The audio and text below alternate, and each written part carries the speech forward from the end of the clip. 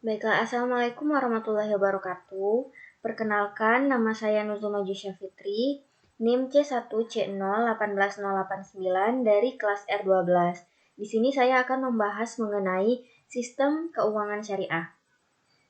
Adapun daftar materi yang akan saya bahas, yang pertama konsep memelihara harta kekayaan, yang kedua akad atau kontrak atau transaksi, yang ketiga transaksi yang dilarang di dalam syariah Islam, yang keempat prinsip keuangan syariah, dan yang kelima jenis instrumen keuangan syariah.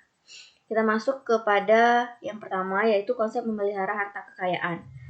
Memelihara harta kekayaan bertujuan agar harta yang dimiliki oleh manusia diperoleh dan digunakan sesuai dengan syariat, sehingga harta yang dimiliki halal dan sesuai dengan keinginan pemilik mutlak dari kekayaan tersebut, yaitu Allah Subhanahu wa Ta'ala.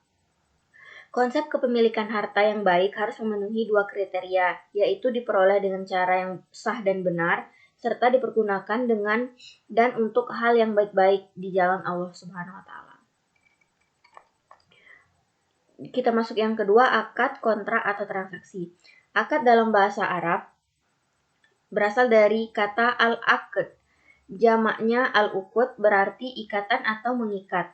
Menurut terminologi hukum Islam, akad adalah pertalian antara penyerahan ijab dan penerimaan kabul yang dibenarkan oleh syariah yang menimbulkan akibat hukum terhadap objek. Selanjutnya, transaksi yang dilarang di dalam syariah.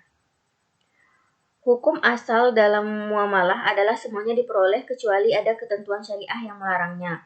Hal yang termasuk transaksi yang dilarang adalah sebagai berikut. Yang pertama, aktivitas bisnis, barang dan jasa yang diharamkan oleh Allah Subhanahu wa Ta'ala.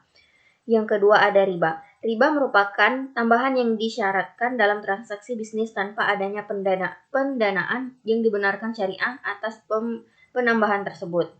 Adapun jenis riba antara lain riba nasi'ah dan riba fadliyah. Selanjutnya, penipuan. Yang keempat, perjudian. Yang kelima, transaksi yang tidak mengandung kepastian. Transaksi ini biasanya disebut sebagai gharar syariah.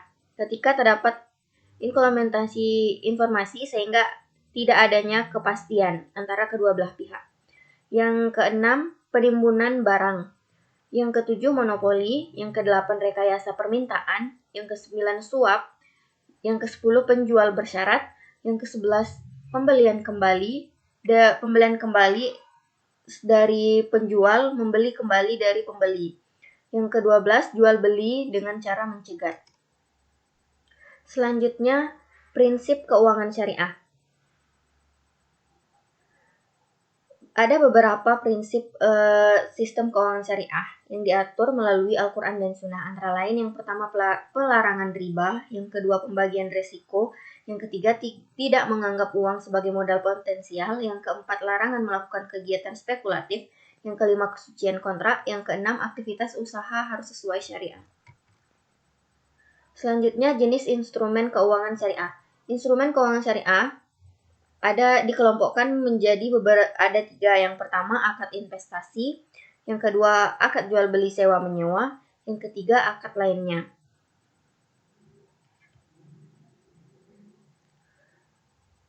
Akad investasi merupakan jenis akad tijaroh dengan bentuk